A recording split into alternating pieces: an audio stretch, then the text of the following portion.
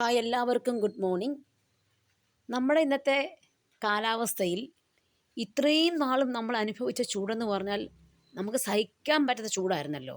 പക്ഷേ ഒരു 2-3 ദിവസം അങ്ങേയറ്റം വന്ന ഒരു 3-4 ദിവസം ഒന്ന് മഴ പെയ്തപ്പോഴേക്കും നമ്മളെല്ലാം പറഞ്ഞു മഴയാ എന്നും പറഞ്ഞ് നമ്മൾ ആകെപ്പാടെ പരാതിപ്പെടുകയാണല്ലോ. അത് എന്താണെന്ന് ചോദിച്ചു കഴിഞ്ഞാൽ ഞാനൊക്കെ എൻ്റെ ചെറുപ്പത്തിൽ എൻ്റെ സ്കൂളിൽ പഠിക്കുന്ന കാലഘട്ടത്തിൽ ഏകദേശം നമുക്കൊരു ജൂൺ 15 ഏകദേശം ജൂൺ മാസം തുടങ്ങിയ ശേഷമാണ് വെള്ളപ്പൊക്ക കെടുതികൾ അനുഭവിച്ചുകൊണ്ടിരുന്നത്. അതും ഇത്രയൊന്നും ഇല്ലായിരുന്നു, എങ്കിലും വെള്ളപ്പൊക്കം ഉണ്ടായിരുന്നു.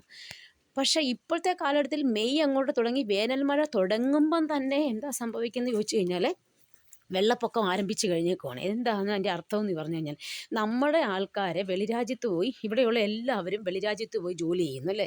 ഇപ്പം വെളിരാജ്യത്ത് പോയി ജോലി ചെയ്ത് കഴിയുമ്പോൾ ഇവർക്ക് പൈസയാവുന്നു. അപ്പോൾ ഇവരെന്ത് ചെയ്യുന്നു, ഈ കേരളം എന്ന് പറയുന്ന ഈ കൊച്ചു നാട് എന്ത് ചെയ്യുന്നു, ഗൾഫ് പോലെ ആക്കാൻ വേണ്ടി ഇവിടെ വന്ന് ഇവിടുത്തെ പ്രദേശങ്ങളെല്ലാം വെട്ടിനിരത്തി വളരെ വികസനമാണെന്നാണ് പറയുന്നത്. വികസിപ്പിച്ച് ജനങ്ങൾക്കിപ്പം നടക്കാൻ പറ്റാത്ത അവസ്ഥയിലേക്ക് നീങ്ങിക്കൊണ്ടിരിക്കുകയാണ്.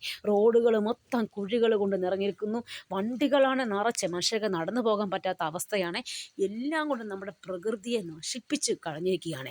അതുപോലെ തന്നെ നമ്മുടെ നാട്ടിലുള്ള പിള്ളേരെല്ലാവരും ഇപ്പം പണ്ടൊക്കെ ഉള്ള കുട്ടികൾ എന്ന് പറഞ്ഞു കഴിഞ്ഞാൽ നേരം വെളുക്കുമ്പോഴത്തേക്കിനും അവർക്ക് പശുവിനെ നോക്കേണ്ട അവസ്ഥയാണ്. പശുവിനെ കറക്കണം, പശുവിനെ കുളിപ്പിക്കണം, പശുവിന് പുളിയിരി വേകണം, ഇങ്ങനെ ഒരുപാട് കാര്യങ്ങൾ അവർക്കുണ്ടായിരുന്നു.